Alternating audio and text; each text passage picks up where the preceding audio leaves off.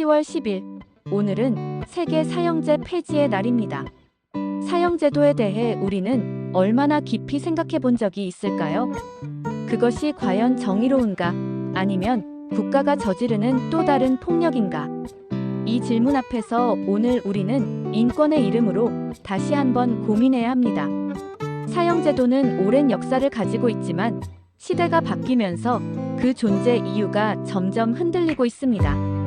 한때는 범죄 억제를 위한 강력한 수단으로 여겨졌지만 오늘날 많은 나라들은 사형제도가 범죄 예방 효과가 불확실하고 되돌릴 수 없는 인권 침해라는 점에서 폐지를 선언하고 있습니다.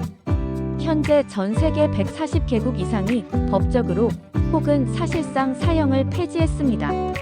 하지만 여전히 일부 국가는 사형 집행을 유지하고 있고 그 안에는 잘못된 판결, 인종적 계급적 차별, 고문을 통한 자백 등 심각한 인권 침해 요소들이 뒤따르고 있습니다.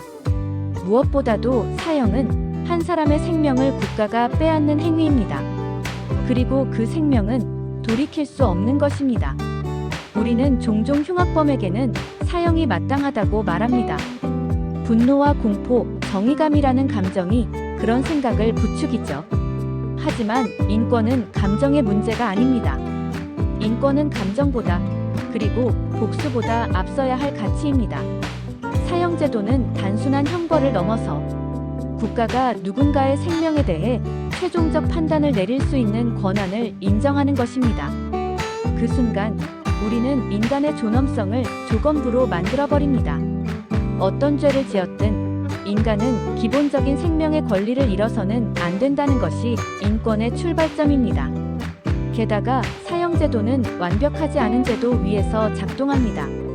억울하게 사형 선고를 받은 사람들, 나중에 무죄로 밝혀졌지만 이미 생명을 잃은 사례들은 세계 곳곳에 존재합니다. 한국에서도 이런 우려는 결코 먼 이야기가 아닙니다. 사형제도는 소외된 이들에게 더 가혹합니다.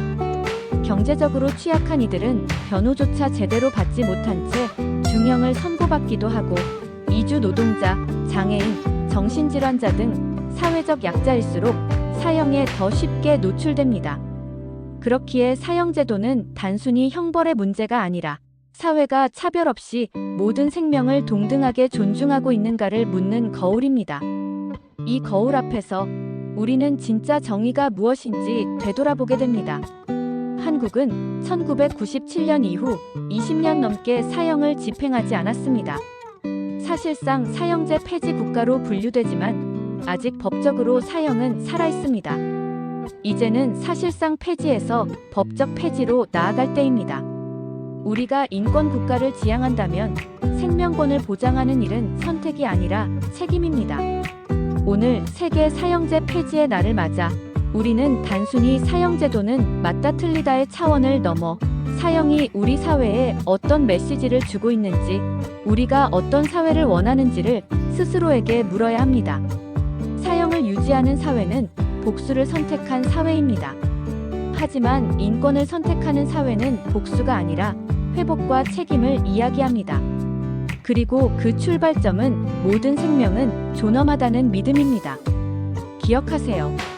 인권은 누군가의 목숨이 달린 순간에도 포기되지 않아야 하는 가치입니다. 나는 살 자격이 있다. 너는 없다고 말할 수 있는 사람은 아무도 없습니다. 10월 10일, 세계 사형제 폐지의 날. 오늘 우리는 생명과 존엄, 그리고 인권의 이름으로 국가에게 다시 한번 질문을 던집니다.